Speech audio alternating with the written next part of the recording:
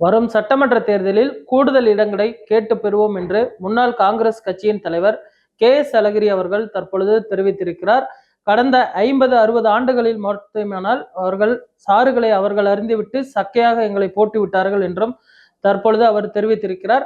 அதே போன்று கூடுதல் இடங்களை பெறுவது மட்டுமல்லாது ஆட்சியிலும் பங்கு கேட்போம் என்றும் தற்பொழுது அவர் தெரிவித்திருக்க கருத்து தற்பொழுது திமுகவை பார்த்தோம்னால் தர்ம சங்கடத்திற்கு உள்ளாக்கி இருக்கிறது. இதற்கு முன்பு காங்கிரஸ் கட்சியின் பொதுச் செயலாளரும் தற்பொழுது மேலிட பொறுப்பாளருமாக இருக்கக்கூடிய கிறிஸ் ஜோடங்கர் அவர்கள் தமிழகத்தில் கூடுதல் இடங்களை கேட்டு பெறுவோம் என்று அவர் தொடர்ந்து தெரிவித்து வரக்கூடிய நிலையில் தற்பொழுது முன்னாள் தலைவர் KS அழகிரி அவர்களும் இந்த கருத்தினை தற்பொழுது அவர் தெரிவித்திருக்கிறார்.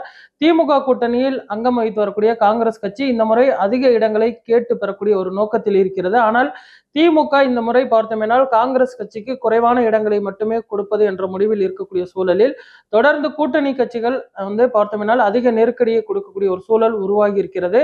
தொடர்ந்து காங்கிரஸ் கட்சி அதிக இடங்களை கேட்டால் மற்ற கூட்டணி கட்சிகளை பார்த்தோம்னால் அதிக இடங்கள் கொடுக்கக்கூடிய ஒரு வாய்ப்பை தற்பொழுது திமுக உருவாக்கும் என்றும் எதிர்பார்க்கப்படுகிறது.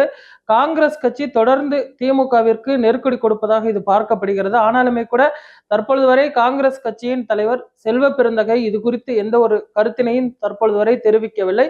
வரக்கூடிய ஜனவரிக்கு பின்புதான் இடங்கள் குறித்து தொகுதி பங்கீடு குறித்து பேசுவோம் என்று தற்பொழுது அவர் தெரிவித்திருக்கிறார். இருந்தாலுமே கூட காங்கிரஸ் கட்சியின் முன்னாள் தலைவர்கள் அதே போன்ற மேலிட பொறுப்பாளர்கள் உள்ளிட்ட தலைவர்கள் தொடர்ந்து நெருக்கடி கொடுப்பது என்பது தற்பொழுது திமுகவை தர்ம சங்கடத்தில் ஆழ்த்தி இருக்கிறது.